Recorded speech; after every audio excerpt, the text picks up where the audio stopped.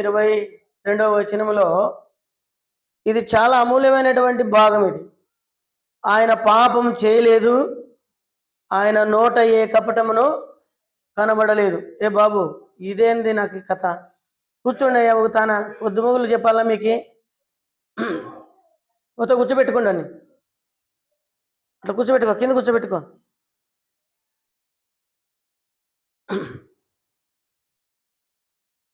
కనుక అపోస్తలుడైనటువంటి పేతురు తన ప్రజలైనటువంటి ఇశ్రాయేలు ప్రజలకు అపోస్తలుడైన పేతురు రాసినటువంటి పత్రికలో ఈ మాట మనం చూస్తాం. ఆయన పాపము చేయలేదు, ఆయన నోట ఏ కపటము కనబడలేదు. చాలా అమూల్యమైనటువంటి మాట ఇది, అసమానమైనటువంటి మాట. భూమి మీద ఆయనతో కలిసి 33.5 సంవత్సరాలు కలిసి జీవించినటువంటి వారు ప్రభువుతో ఉన్నటువంటి 3 సంవత్సరాలు ఆయనలో వాళ్ళు చూసింది ఏంటంటే ఆయన పాపము చేయలేదు, ఆయన నోట ఏ కపటము రాలేదు, కపటం కూడా లేదు. వాస్తవానికి మనుషులంటేనే కపటం కలిగినటువంటి వారు. మనుషుడు స్వార్థప్రియుడు, తన స్వకీయమైనటువంటి దురాశల కొరకు నెరవేర్చుకునేటువంటి వాడు. ఎదుటివాడు ఎంత ఇబ్బంది పడినా తనకు అనారోగ్యం కానీ ఆర్థికం కానీ లేనంత వరకు తను హ్యాపీగా ఉంటాడు. తన దాకా రానంత వరకు తాను ఎట్లుంటాడు? చాలా హ్యాపీగా ఉంటాడు మానవుడు. ఎదుటివాని బాధను పంచుకునేటువంటి వాడు కాదు మానవుడు. గనుక మనం చాలా సునాయాసంగా ఈ మాటలు చెప్పుకోవచ్చు, కానీ మానవుని యొక్క పాపం అనేటువంటిది చాలా తీవ్రమైనది. ఎంత తీవ్రమైనదంటే, బాగా వినండి మీరు, ఎంత తీవ్రమైనదంటే మానవుని పాపము సాక్షాత్తు భూమి ఆకాశమును కలుగు చేసినటువంటి దేవుణ్ణి మనుషుడుగా భూమి మీదకి తేవాల్సి వచ్చింది. మనుషుడుగా ఆయనే పుట్టాల్సి వచ్చింది. యేసు అని ఒక పేరు పెట్టుకొని ఈ భూమికి ఆకాశం మహాకాశమును పటజాలన్నటువంటి దేవుడు ఈ భూమికి వచ్చినాడు. ఈ భూమికి వచ్చినప్పుడు ఆయన గురించి చాలామంది విమర్శించినారు, కానీ ఆయన పాపం చేయలేదు. దేవుని వాక్యం అది చెబుతుంది. మనం ఒంటరిగా ఉన్నప్పుడు కానీ, వ్యక్తిగతంగా ఉన్నప్పుడు, పక్కవారు ఉన్నప్పుడు, స్నేహితులు ఉన్నప్పుడు, మాట ద్వారానో పద్ధతుల ద్వారానో ఇంకా అంతరంగకి జీవితంలో మనం పాపం చేసే ప్రమాదం ఉంది. మనకేముంది? పాపం చేసేటువంటి ప్రమాదం ఉంది. అయితే ప్రభువైన యేసుక్రీస్తుని చూసినప్పుడు ఆయనలో ఏమి లేదంట, పాపం లేదు. సాక్ష్యం ఇచ్చినాడు. ఆ పాపం లేచి కూర్చోబెట్టండి. కాబట్టి దయచేసి పిల్లలు మీ స్వాధీనం ఉంచుకోండి మా, దయచేసి మీకు దండం పెడతాను. ఆ పాప చూడుగా బల్లది లేపు కూర్చోబెట్టుమా, కూర్చోబెట్టు బల్లది.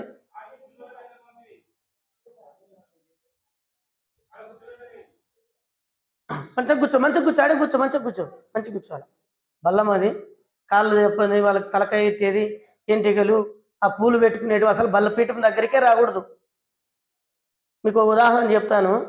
బైబిల్ గ్రంథంలో లేవి అంటే అహరోను కుమారులు దేవుని మందిరంలోనికి వచ్చినక్కడ వారు సరైన స్థితిలో దేవుని మందిరంలోకి వచ్చారు, సరైన స్థితిలో లేకుండా వచ్చినారు. వారు బలిపీఠం దగ్గర దీపం అంటిస్తూ ఉంటే అక్కడికక్కడే అంటుకొని చచ్చిపోయినారు. కాబట్టి తీర్పుకు సంకేతం కూడా ఉంది. దయచేసి బలిపీఠం దగ్గర పిల్లలు పోనేద్దండి, మంచిది కాదు.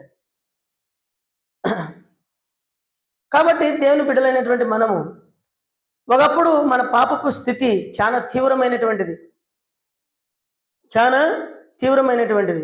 నువ్వు నేను కూడా మన పాపము ఇంత తీవ్రమైనది కనుకనే సాక్షాత్తు దేవాది దేవుడే, ఆకాశ మహాకాశం పట్టజాలన్నటువంటి దేవుడు మనుషుడుగా ఈ భూమి మీదకి వచ్చినాడు. ఎంత అంటే ఆయన మరణం పొందినంతగా, ఆయన శ్రమ పరిచేదంతగా, ఆయనను అవమానించేటంతగా మానవుని పాపము ఆయనను శిలువకు ఎక్కించినట్టుగా చూస్తాం. కాబట్టి ప్రియులారా, మనం అపాత్రులైనటువంటి మానవులం.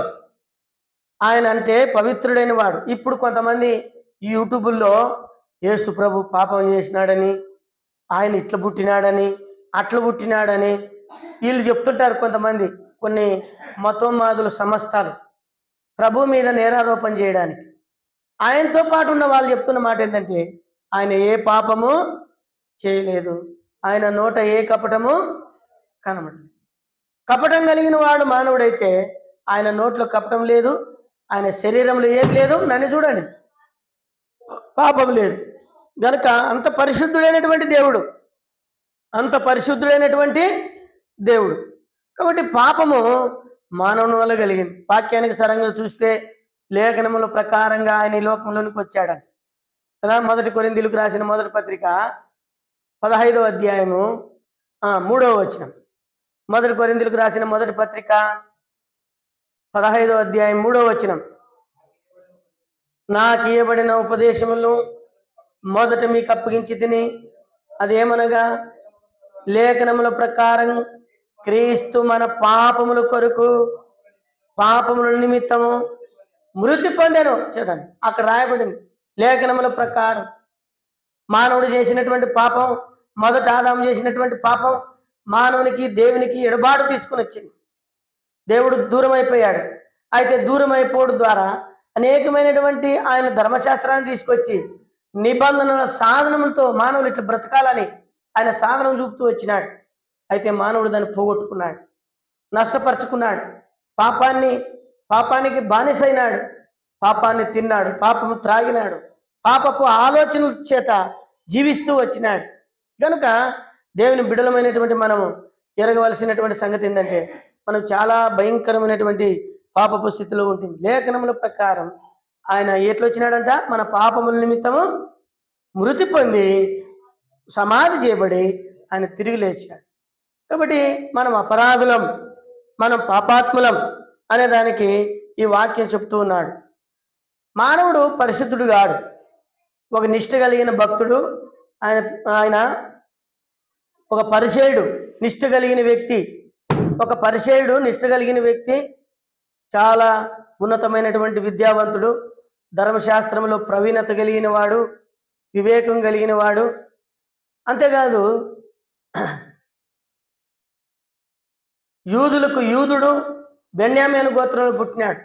అలాంటి వ్యక్తి ఇచ్చినటువంటి సాక్ష్యం ఏంటంటే క్రీస్తు లేఖనముల ప్రకారము మృతి పొందెను, మన పాపముల కొరకు మృతి పొందెను.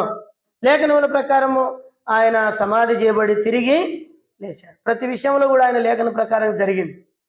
అయితే ఆయన ఇచ్చినటువంటి సాక్ష్యం, పేతురు ఇచ్చినటువంటి సాక్ష్యం ఏంటంటే ఆయన ఏ పాపము చేయలేదు.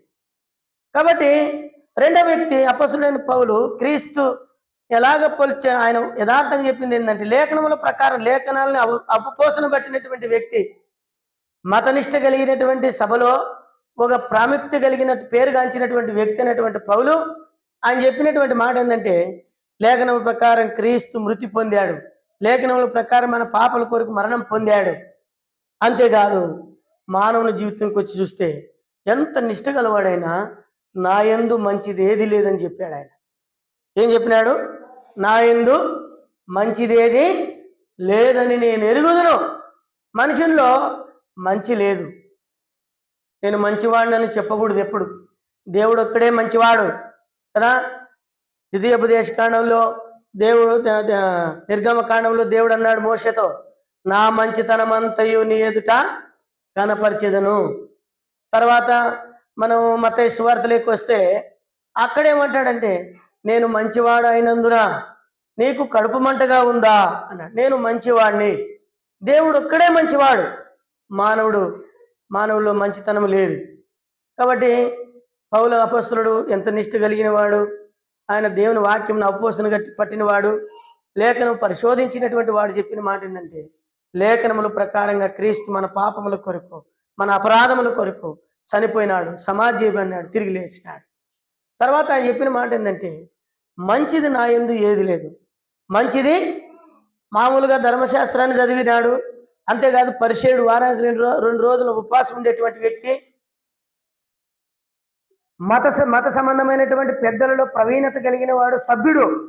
అంత గొప్ప వ్యక్తి ఏమన్నాడంటే అన్ని మంచి క్వాలిటీలు ఉన్నటువంటి వ్యక్తి అన్నమాట ఏంటంటే మంచిది నా యందు నివసించదని నేను ఎరుగుదును.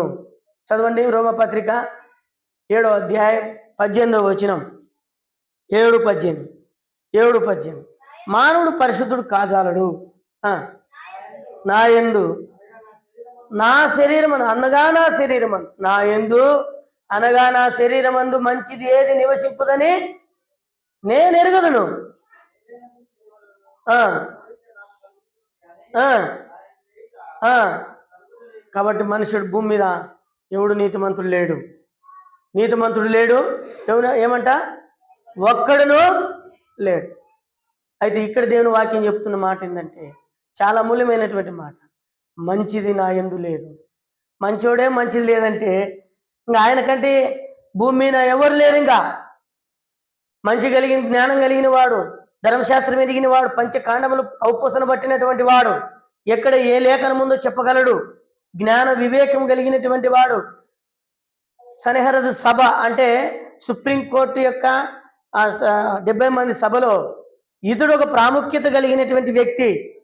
ఇంత గొప్ప వ్యక్తి ఏమన్నాడంటే మంచిది నా యందు లేదని నేను ఎరుగుదును. కాబట్టి మానవుడు, స్త్రీకి పుట్టిన మానవుడు పరిశుద్ధుడు ఎలా కాగలడు? 14వ అధ్యాయం యోబు గ్రంథంలో మాట అన్నాడు. స్త్రీకి పుట్టిన నరుడు పరిశుద్ధుడు ఎట్లయితాడు? పరిశుద్ధుడు కాజాలడు. అపవిత్రుడైన మనిషి, అపవిత్రమైన జీవితంతో జీవించినటువంటి వ్యక్తి. అందుకు వస్తే ఒక చోట గుడ్డివాడు, దావీదు కుమారుడా నన్ను కరుణించన్నాడు. గుడ్డివాడు కదా, అక్కడ రాయబడినటువంటి వాని పేరు ఉంటుంది, భర్తమయ్య అయినటువంటి గుడ్డివాడు. భర్తమయ్య అంటే అర్థం ఏంటంటే అపవిత్రుని కుమారుడైన అపవిత్రుడిని. అపవిత్రునిలో నుండి పుట్టింది అపవిత్రమైనటువంటి వాణ్ణి. అలాంటి వ్యక్తిని ప్రభు స్వస్థపరిచినట్టుగా మనం చూస్తాం. అయితే ఇప్పుడు చూస్తే మంచిది నా యందు ఏది లేదు. మేలు చేయాలనేటువంటి కోరిక ఉంటుంది అందరికీ, కానీ ఏ మనుషుడు మంచి చేయలేడు. అందుకని మనం పాపాత్ములం. యేసు ప్రభు జీవితం చూస్తే అట్లా లేదు. యేసు ప్రభు జీవితం చూస్తే ఎట్లా లేదు. పేతురు ఇచ్చినటువంటి సాక్ష్యం, ఏ సాక్ష్యం అది? ఆయన పాపము చేయలేదు, ఆయన నోట ఏ కపటము కనబడలేదు. ఎందుకు? ఆయనతో వెంబడించినాడు, ఆయనతో తిన్నాడు, ఆయనతో కలిసి జీవించినాడు. 3.5 సంవత్సరాలు ఆయనతోనే ఉన్నాడు, కానీ ఆయనలో ఏ కపటము కనపడలే.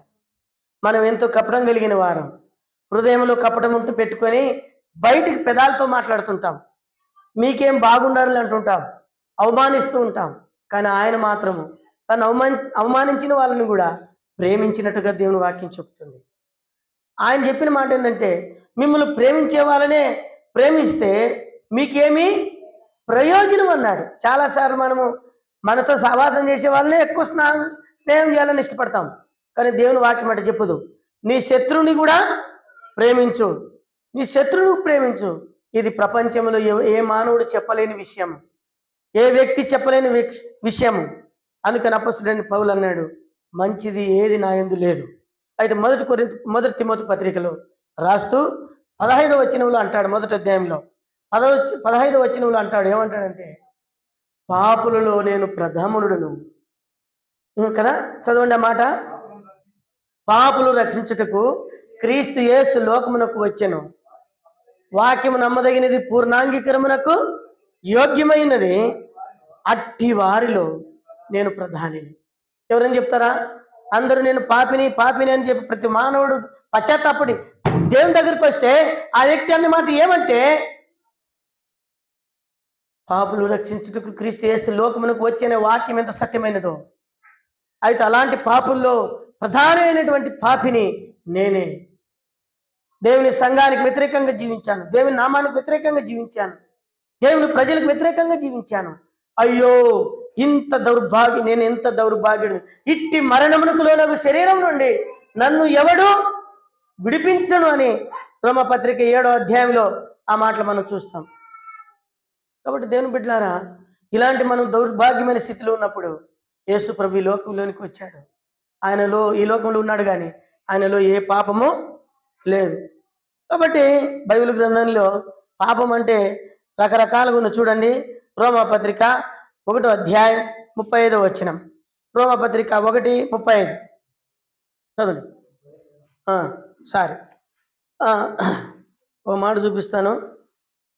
2వ అధ్యాయం 35 చదువు.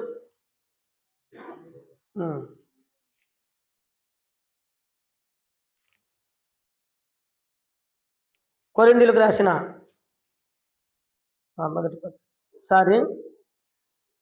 గలతీ పత్రిక దేవుని వాక్యంలో రోమలో 15 వచనం అనుకుంటా, 1వ అధ్యాయము 15వ వచనం, 15 చదవండి. కాగా నా వల్ల అయినట్టు మట్టుకు ఆ, ఆ, సువార్తను గురించి నేను సిగ్గుపడేవాడను కాదు. చాలు. సువార్తను గురించి నేను సిగ్గుపడిన వాడను కాదు. నమ్ముటకు అక్కడ ఒక మాట అన్నాడు, గ్రీకు దేశస్థునికి రక్షణ కలుగుటకే అది దేవుని శక్తి. ఏ వ్యక్తి అయితే యేసు ప్రభు నమ్ముకుంటాడో, ఏ వ్యక్తి అయితే యేసు ప్రభుకు హృదయాన్ని ఇస్తాడో, ఏ వ్యక్తి అయితే తన పాపం నుండి విడుదల పొందుతాడో, ఆ వ్యక్తి క్రీస్తు యొక్క శక్తిని పొందిన వాడుగా ఉంటాడు. ఇది లోకానికి వెరితనమే. ఏంద్రా వీళ్ళు బోధ, వీళ్ళు పిచ్చి, వీళ్ళు అవతారం అని అంటారు. ఇది వాస్తవమే. కానీ నశించిపోతున్న వానికి దేవుని వాక్యము సువార్త వెరితనము. కాబట్టి ఇలాంటి సువార్తను మనం ప్రకటించలేని వారమైనా పాపాత్ములే. దేవుని గురించి తెలుసుకొని కూడా ఒక్క వ్యక్తికి దేవుని మాట చెప్పకపోతే కూడా పాపమే. కాబట్టి పాపం అనేటువంటిది దేవుని ఉద్దేశంలో చూడండి. ఆ మాట లేవీకాండం 5వ అధ్యాయం 1వ వచనం. లేవీకాండము 5వ అధ్యాయం 1వ వచనం చదవండి. లేవీకాండం 1వ అధ్యాయం 5వ వచనం చదవండి అయ్యా. 5:1 ఒకడు ఒట్టు పెట్టుకునేలా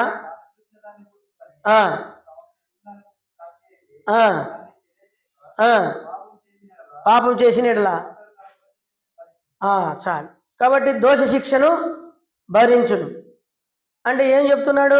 తెలిసిన సంగతి చెప్పకపోతే కూడా పాపమే. తెలిసిన సంగతి దేవుని గురించి ఎవరైతే నువ్వు ఇతరులకు పరిచయం చేయలేదో ఈ విధమైనటువంటి కూడా పాపలమే. ఒకప్పుడు అవధేయమైన పాపలము, ఒకప్పుడు కదా మంచిది ఏది లేని పాపలము, ఒకప్పుడు కదా దౌర్భాగ్యమైనటువంటి శరీరంతో నిండినటువంటి పాపలము. ఇలాంటి నన్ను దేవాది దేవుడు రక్షించినాడు. కాబట్టి దేవుని బిడ్డలారా, దేవుని వాక్యంలో యేసు ప్రభు వారి యొక్క గొప్పతనం చూస్తే మనమైతే ఈ స్థితిలో పాపంలో జీవిస్తాము. అయితే నన్ను రక్షించడానికి ఆయన ఈ లోకంలో ఉన్నప్పుడు కొంతమంది చేత ఆయన ఎలాంటి వాడు అని కొంతమంది సాక్ష్యం ఇచ్చినారు. యోహాను సువార్త 9వ అధ్యాయం 31వ వచనం. ఎవడైనాను దేవుని దృష్టికి చదవండి. యోహాను సువార్త 9వ అధ్యాయం 31వ వచనం. అక్కడ సాక్ష్యం ఇచ్చినాడు. దేవుడు పాపుల మనవి ఆలకింపుడని ఎరుగుదము. చాలు. ఆ మాట అట్లా దృష్టిలో పెట్టుకోండి. ఎవడు కూడా దేవుడు పాపుల మనవి ఆలకించడు. గుడ్డివాడు చెప్పాడు. గుడ్డివాడిని అందరూ ప్రశ్నించినారు. నువ్వు కళ్ళు తెరిచినాడు కదా, ఎవరు తెరిచినారని అంటున్నావు? కళ్ళు ఎవరి ద్వారా తెరవబడిందని నువ్వు అనుకుంటున్నావు? ఆ వ్యక్తి మరియా మార్తలకు ఒక పాపాత్ముడికి పుట్టినటువంటి వ్యక్తి అని వాళ్ళు యేసు ప్రభుని విమర్శిస్తూ ఆ గుడ్డివాడిని విమర్శిస్తూ చెప్తే అప్పుడు ఆ గుడ్డివాడు ఇచ్చినటువంటి సాక్ష్యం ఏంటంటే దేవుడు పాపుల మనవి ఆలకింపడు. ఎవడైనను దేవభక్తుడైంది ఆయన చిత్తం చొప్పున జరిగిస్తే, అంటే దేవుని దృష్టిలో నిర్దోషి అయితే దేవుడు వింటాడు. దేవుని దృష్టిలో నిర్దోషి అని గుడ్డివాడు సాక్ష్యం ఇచ్చాడు. యేసు ప్రభు ఎలాంటి వాడని సాక్ష్యం ఇచ్చినాడు చెప్పండి. ఏమని సాక్ష్యం ఇచ్చినాడు గుడ్డివాడు? యేసుక్రీస్తు నిర్దోషి అయినటువంటి దైవభక్తుడైనటువంటి దేవుని కుమారుడు. గుడ్డివాడు సాక్ష్యం ఇచ్చాడు. అంతకంటే ముందుగా తండ్రి అయిన దేవుడు సాక్ష్యం ఇచ్చినాడు. చదవండి దేవుని వాక్యంలో నుండి కొంచెం లోపలికి వెళ్ళి దేవుని వాక్యం చూద్దాం. మత్తయి సువార్త 3వ అధ్యాయం 17వ వచనం. 3వ అధ్యాయం 17వ వచనం. మత్తయి సువార్త 3వ అధ్యాయం 17వ వచనం. మరియు ఇదిగో ఈయనే నా ప్రియకుమారుడు, ఈయన యందు నేను ఆనందిస్తున్నాను. ఎవరు చెప్తున్నారు ఈ మాట? దేవుడు చెప్తున్నాడు. ఆ మాట తండ్రి అయిన దేవుడు చెప్తున్నాడు. ఇతడు నా ప్రియకుమారుడు, ఇతని యందు నాకు సాక్ష్యం ఇస్తున్నాడు. నా కుమారుడు అని ఎవరిని గురించి మాట్లాడతాడు దేవుడు? తన స్నేహితులైన వారిని, తన కుమారుడైనటువంటి వారిని, నిర్దోషి అయిన ప్రభుని గురించి నిర్దోషి అని ఆయన బాప్తిసం తీసుకొని బయటికి రాగానే ఇతడు నా ప్రియకుమారుడు, ఇతని యందు నేను ఆనందిస్తున్నాను. ఆయన చూడండి ఎంత సాక్ష్యం. ఇదే మాట 3 సంవత్సరాల తర్వాత కూడా చెప్పాడు ఆయన సిలువకి ఎక్కే ముందు. చూడండి ఎక్కడుంది మాట, 17వ అధ్యాయం మత్తయి సువార్త 5వ వచనం.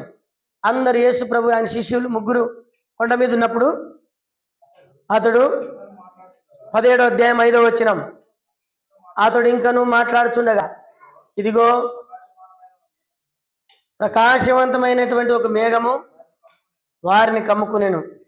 ఇదిగో ఇతడు నా ప్రియ కుమారుడు, ఈయన యందు నేను ఆనందిస్తున్నాను. ఇతని మాట వినండి కదా, ఏం చెప్తున్నాడు? ఇతడు నా ప్రియ కుమారుడు, ఇతని యందు నేను ఆనందిస్తున్నాను. సాక్ష్యం ఇచ్చినాడు, గుడ్డివాడు సాక్ష్యం ఇచ్చినాడు పవిత్రుడని, తండ్రి అయిన దేవుడు సాక్ష్యం ఇచ్చినాడు పవిత్రుడని, నిర్దోషని. ఇంకెవరు సాక్ష్యం ఇచ్చినారు తెలుసా? దేవుని వాక్యంలో దయ్యాలు కూడా సాక్ష్యం ఇచ్చినాయి.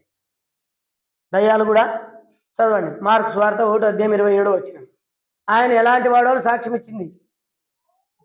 కాబట్టి మనమైతే పాపాత్ములము, ఆయన నిర్దోషమైనటువంటి వాడు. చదవండి మార్కు సువార్త 1:27. అందరూ విస్మయమునుంది. ఇదేమిటో మార్కు సువార్త 1:21. మార్కు సువార్త 1:20. అంతటా వారు కపెర్నహూములోనికి వెళ్ళిరి. ఏంది మార్కు సువార్తేనా? ఎన్నో వచనం? 24వ వచనం చదవండి. వాడు నజరేయుడైన యేసు, మాతో నీకేమి, నీవెవడవో మాకు తెలియను, నీవు దేవుని పరిశుద్ధుడు. ఏమని చెప్తా ఉంది? దయ్యాలు ఏం చెప్తున్నాయి? ఆయన ఎవరు అని చెప్తున్నాయి? ఆయన పరిశుద్ధుడు. పేతురు ఏం చెప్పినాడు? ఆయన పాపము చేయలేదు కదా. గుడ్డివాడు ఏం చెప్పినాడు? నిర్దోషి అయినటువంటి వాడు కదా. తర్వాత తండ్రి అయిన దేవుడు ఏం చెప్పినాడు? ఇతడు నా ప్రియ కుమారుడు, ఇతని యందు ఆనందిస్తున్నాను. తర్వాత ఇక్కడ దయాలు ఏం చెప్తున్నాయి? ఈయన దేవుని కుమారుడు, నువ్వు పరిశుద్ధుడు. పాపం చూడలే, ఏది ఆయనలో ఏ పాపము చూడలే, ఏ కపటము చూడలే. నిర్దోషి అయినటువంటి వాడు, దోషం లేనివాడు. ఇంకా ఏమని చూసినారు చూడండి దేవుని వాక్యంలో చూస్తే ఒక మాట. మొదటి యోహాను పత్రిక 3వ అధ్యాయం 5వ వచనం. మొదటి యోహాను పత్రిక యోహాను ఏమి ఇచ్చినాడు చూడండి. యోహాను ఏం చెప్పినాడు యేసు ప్రభు గురించి? యోహాను మొదటి పత్రిక 3వ అధ్యాయము చదవండి. 3వ అధ్యాయము 5వ వచనం. పాపములు తీసివేటుకై ఆయన ప్రత్యక్షమాయను, మీకు తెలియను, ఆయన యందు పాపమేమీ లేదంట. చూడండి ఎంత అద్భుతమైన మాట ఇది. యేసు ప్రభు శిష్యుడు అనేటువంటి రెండో వ్యక్తి ఎవరు? యోహాను. ప్రభుని గురించి ఏం మాట్లాడుతున్నాడు? ఆయన యందు పాపమేమీ లేదు. ఆయన లోకంలోకి వచ్చినప్పుడు ఎంత నిష్ఠతో, ఎంత పరిశుద్ధతతో శరీరంలో ఉన్నప్పటికీ పాపం చేయలేదు, పాపము లేనివాడు, నిర్దోషైన వాడు కదా, ఏ పాపము లేదంట ఆయనలో. ఆయన సాక్ష్యం ఇచ్చినాడు. తర్వాత ఇంకొకరు సాక్ష్యం ఇచ్చినారు చూడండి. మొత్తం 15 మంది సాక్ష్యం ఇచ్చినారు బైబిల్ గ్రంథంలో. ఇప్పుడు వాళ్ళు ఏం చెప్తారు? యేసు ప్రభు గురించి మీడియాలు పెట్టి, అది పెట్టి, ఇది పెట్టి కొత్త కొత్త చరిత్రలు తీసుకొచ్చి చెప్తారు కదా. 100 సంవత్సరాల కిందట వీళ్ళ తాత ఎవడో చెప్పుడు, వీడు వాళ్ళ తాత గురించి కనుక్కోడు, కానీ యేసు ప్రభు గురించి కనుక్కుంటాడు. వాళ్ళ తాత ఎవడో 100 సంవత్సరాల కిందట మనకి తెలియదు, మన గోత్రం కూడా మనకి తెలియదు. వీడు యేసు ప్రభు గురించి కనుక్కుంటాడు. రేపు యూట్యూబ్లో పెడతాడు. ఇంకా కనుక్కొని ఇది ఫలానా, ఇది ఫలానా, నేను చెప్పేదే కరెక్ట్ అని చెప్తాడు. ఇది దురాత్మల సమూహం ఇది. అయితే దేవుని బిడ్డలైనటువంటి మీరు తెలుసుకోవాల్సినటువంటి సంగతి చూడండి. ఇంకా పేతురు చెప్పిన మాట, ఆయనలో పాపం లేదు, పాపం చేయలేదు. యోహాను చెప్పిన మాట, ఆయన ఏ పాపము లేనివాడు, చేయలేదు. ఆయన లోకంలో అన్నీ ఉన్నాయి, ఆయన పరిశుద్ధుడిగా జీవించాడు శరీరంలో ఉన్నప్పుడు. అయితే అపొస్తలుడైన పౌలు ఇంకొక చోట సాక్ష్యం ఇచ్చేటప్పుడు ఏమన్నాడంటే, చదవండి ఆ మాట. మొదటి 2వ కొరింథీ పత్రిక 5వ అధ్యాయం 21వ వచనం. 5:21 చదవండి. మొదటి 2వ కొరింథీ పత్రిక. మనం ఆయన యందు దేవుని నీతి ఎగునట్లు పాపం ఎరగని ఆయన ఏం చెప్పినాడు సాక్ష్యం? పాపం ఎరగని ఆయనను మన కోసము పాపముగా చేయబడ్డాడు. పాపమే ఎరగలేదంట. ఎన్ని సంవత్సరాలు జీవించినాడు భూమి మీద? 33.5 సంవత్సరాలు జీవించినాడు. మనలాగానే లోకంలో ఆహారం తిన్నాడు, మన వలే జీవించాడు. ఆయన శోధింపబడ్డాడంట. మనలో అక్కడే మనకెంత శోధనలు వస్తున్నాయి, పెళ్లి కాని వాళ్ళకి ఎంత శోధనలు వస్తున్నాయో, కుటుంబంలో ఉన్న వాళ్ళకి ఎలా శోధనలు వస్తున్నాయో ఆయనకు కూడా అలాంటి శోధనలు వచ్చినాయి. మన వలే ఎబ్రి పత్రికలో రాస్తాడు, ఆయన మన వలే శోధింపబడినను ఆయన పాపము చేయలేదు. ఇక్కడ ఏమన్నాడు? ఆయన ఏ పాపం చేయలేదు, నిర్దోషి. పాపము ఎరుగలేదంట. ఎరుగలేదంటే అర్థమైంది, ఏ పాపము ఎరగలేనివాడు. ఏ పాపం తెలియదు ఆయనకి. నీ కొరకు నా కొరకు అంత పరిశుద్ధుడిగా వచ్చాడు. పౌలు అపోస్తలుడు సాక్ష్యం ఇచ్చాడు. యేసుప్రభువే సాక్ష్యం చెప్పినాడు ఒక చోట కదా. ఎక్కడ చెప్పినాడు? నాలో పాపం ఉన్నదని మీలో ఎవడైనా స్థాపించగలడా? సవాలు చేసినాడు ఆయన. యోహాను సువార్త 8వ అధ్యాయంలో 46వ వచనంలో ఆ మాట అన్నాడు ఆయన. ఏమని? నాలో పాపం ఉన్నదని మీలో ఎవడైనా స్థాపించగలడా? ఇప్పుడు అర్థం చేసుకుంటే చాలా విషయాలు ఉన్నాయి ఇక్కడ. మేము అబ్రాహాము సంతానం అని వారు వీరని మీరు అంటున్నారే అని చెప్పి యూదులు కోపం రేపి ఆయన సవాల్ చేసి చెప్పిన మాట, నాలో పాపం ఉందని ఎవడు స్థాపించగలడు? ఆయనే సాక్ష్యం. ఆయనకు సాక్ష్యం, పాపం లేనివాడని ఆయన సాక్ష్యం ఇచ్చాడు. తర్వాత చూస్తే 1 పేతురు సాక్ష్యం ఇచ్చాడు, 2 గుడ్డివాడు సాక్ష్యం ఇచ్చాడు, 3 తండ్రి అయిన దేవుడు సాక్ష్యం ఇచ్చాడు, 4 యోహాను సాక్ష్యం ఇచ్చాడు. తర్వాత దయ్యాలు 5 దయ్యాలు సాక్ష్యం ఇచ్చినాయి. దయ్యాలు కూడా సాక్ష్యం ఇస్తున్నాయి. ఈనాడు నీ సాక్ష్యం ఎట్టుంది? దేవుడు పరిశుద్ధుడు అని అనుకుంటున్నావా? ఆయన నీతిమంతుడు అనుకుంటున్నావా? లేదా? కనుక చాలా జాగ్రత్త మనం వహించినటువంటి వారమై ఉండాలనే దేవుని వాక్యం మాట్లాడుతూ ఉంది. ఆయన అంత పరిశుద్ధుడైనటువంటి దేవుడైండి మానవుని కోసం ఈ లోకంలోనికి వచ్చాడు. బైబిల్ గ్రంథంలో ఇంకా కొంతమంది ఇచ్చినారు సాక్ష్యం ఆయన పరిశుద్ధుడు అని. చూడండి, రండి, ఆయన పరిశుద్ధుడు అనేటువంటి మాట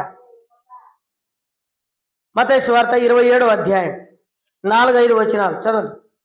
4-5 వచనాలు. అక్కడ ఒక ఆయన సాక్ష్యం ఇచ్చినాడు. 27వ అధ్యాయం మత్తయి సువార్త. పిలాతు ఇచ్చినాడు. చూడండి, నేను ఇక్కడ పిలాతు కాదు, ప్రభువైన యేసుక్రీస్తుని గురించి ఇస్కరియోతు యూదా సాక్ష్యం ఇస్తున్నాడు. ఇస్కరియోతు యూదా సాక్ష్యం ఇస్తున్నాడు. చదవండి 4వ వచనం.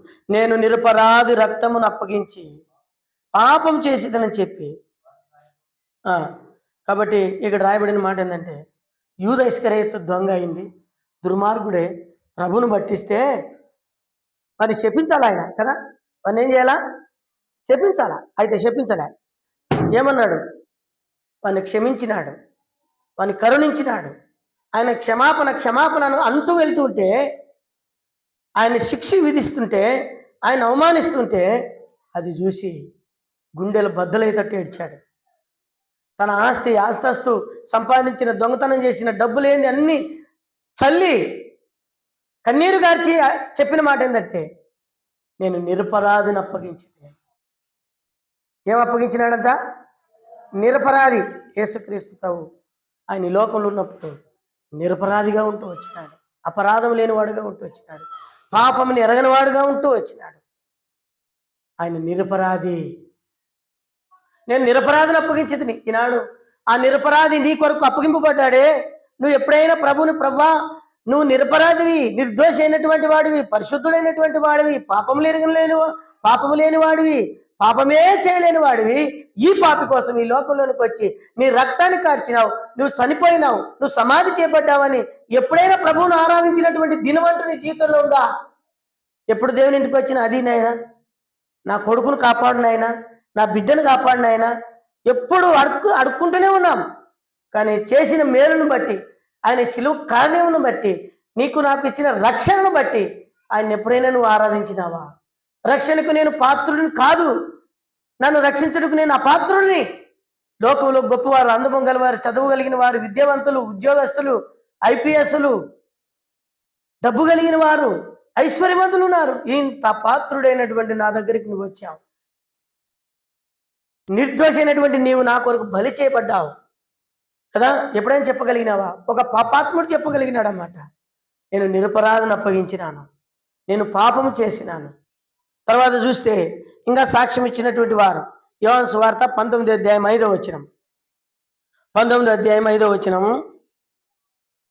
19వ అధ్యాయం 5వ వచనం. యోహాను సువార్త 19వ అధ్యాయం 5వ వచనం. ఆ ముళ్ళ కిరీటమును యేసు వెలుపలికి రాగా పిలాతు, ఇదిగో ఈ మనుషుడు. కాదయ్యా, 4వ వచనం. ఇదిగో ఈయన యందు ఏ దోషము నాకు కనబడలేదని. ఏమన్నాడు ఆనాడు గవర్నర్ సిలువకు పంపించినారు, అన్యాయమైన శిక్ష వేసినారు. సిలువ పంపిస్తే ఆయన అన్నాడు, నేను పరిశీలన చేసినాను, ఆయన యందు ఏ దోషము కనబడలే. ఆయన యందు ఏ దోషం లేదు. చూడండి ఆయన్ని. ఈనాడు దోషం లేనివాడు మన కోసం దోషిగా నిలబడ్డాడు. అన్నాడు, నువ్వు నేను దోషినై పాపం చేసి దేవునికి దూరమైన ద్వారా నశించి నరకానికి పోయి నిత్యాగ్నిలో యుగయుగాలు మండుతామేమని చెప్పి ఏ దోషం లేని వాడి లోకంలో మనుషులు ఎదుట, ఆయన సృష్టించిన మనుషులు ఎదుట ఆయన దోషిగా చేతులు కట్టుకొని నిలబడాల్సి వచ్చింది. నీ పాపం ఎంత భయంకరమైందో ఆలోచించు. నీ చూపులు ఎంత భయంకరమైనవి, నువ్వు చేసిన వ్యభిచారం ఎంత భయంకరమైనది, నీ దొంగతనం ఎంత భయంకరమైనది, నీ చెడు ఆలోచనలు, నీ ఆవేశం, నీ ఆక్రందన. కొంతమందికి ప్రశాంతతే ఉండదు, దేవుని నమ్ముకుని ఉంటారు. కానీ ఏమక్క బాగున్నావంటే, ఏం బాగున్నావని మేము బాగుండకూడదని నీకు అంటే బాగుండావంటే కూడా కోపమే. ఏమక్క ఎప్పుడు వచ్చినారంటే అంటే మేము రాకూడదు అనుకుంటువా కదా. కాళ్ళు కడుక్కోకంటే అంటే మురికోలు మేము. అరే స్నానం చేస్తామంటే అంటే మేము స్నానం కూడా చేసేటోళ్ళం అక్కడ కనపడమానికి. ఎంత అవిధేయతకరమైనటువంటి స్వభావమైనటువంటి స్థితిలో మనం జీవిస్తున్నాం ఈ దినాల్లో. పాపం అంతా పెచ్చరిల్లిపోయింది, లోకం మనల్ని పట్టి పీడిస్తుంది. నీ పాపం వలన దేవుడు ఏ దోషం లేనివాడు దోషిగా నిలబడ్డాడు. ఆనాడు ఉన్నటువంటి వాళ్ళు సాక్ష్యం ఇచ్చినటువంటి సాక్ష్యం ఏంటంటే, ఈయన యందు ఏ దోషమో కనబడలే. ఈయనకే కనబడలేదా? ఇంకెవరికైనా కనబడలేదా? చూడండి దేవుని వాక్యంలో ఇంకొక ఆయన దగ్గరకు పంపించినారు. 19వ వచనం, మత్తయి సువార్త 27వ అధ్యాయం 19వ వచనం చదవండి. ఒక ఆమె చెప్పింది. ఎవరు ఆయమ్మ?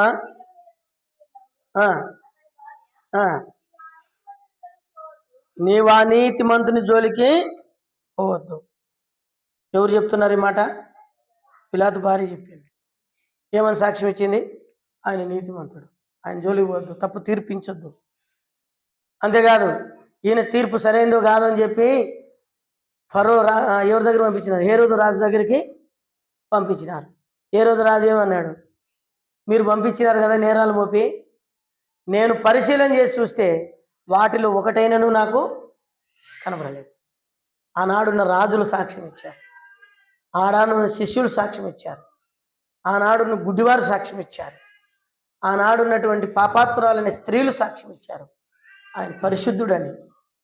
ఈరోజు వచ్చి యేసు ప్రభువుని గురించి చెడుగా మాట్లాడుతూ రకరకాలమైనటువంటి యూట్యూబ్లో ఆయన నామం చెప్పుకొని ఆయన పేరు చెప్పుకొని పప్పం గడుపుకుంటున్నాయి కొన్ని జనాలు. కాబట్టి దేవుని బిడ్డలైనటువంటి మనం అట్లాంటివి ఎప్పుడు కూడా నమ్మొద్దు, అది సాతాను యొక్క ప్రయోగం గనుక. చూడండి, అంతేకాదు యేసు ప్రభు గురించి ఇంకొక మాట చూపిస్తా రండి. లూకాసు వార్త 23వ అధ్యాయం 13వ వచనం 14వ వచనం. 23, 13, 14 లూకాసు వార్త. త్వరగా చూడండి. ఎవరు చెప్పిన మాట ఇది? హేరోదు రాజు చెప్పాడు. చదవండి.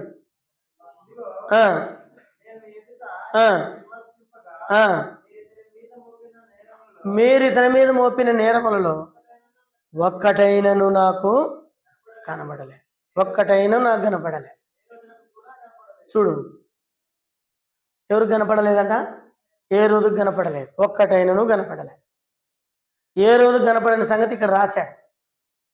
కాబట్టి ఒకటైనను మీరు నింపిన నేరాల్లో ఒకటి కూడా కనపడలే. ఆయన నిర్దోషైనటువంటి వాడు నీ కోసం నా కోసం ఈ లోకంలో ఎంత శ్రమ పొందాడు.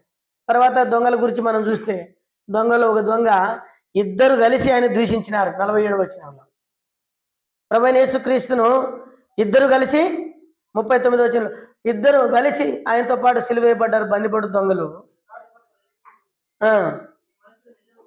అక్కడ శతాధిపతి చెప్తున్నాడు, ఈ మనుషుడు నిజముగా దేవుని కుమారుడు. అయితే ఇది ఏమని చెప్పినాడు? నీతిమంతుడు. శతాధిపతి సాక్ష్యం ఇచ్చాడు. ఆయనతో పాటు సిలువేయబడిన దొంగలు కూడా సాక్ష్యం ఇచ్చారు. ఈనాడు నీ జీవితం నా జీవితంలో ఏ సాక్ష్యం కలిగి ఉన్నాం? ఎలాంటి జీవితం కలిగి ఉన్నాం?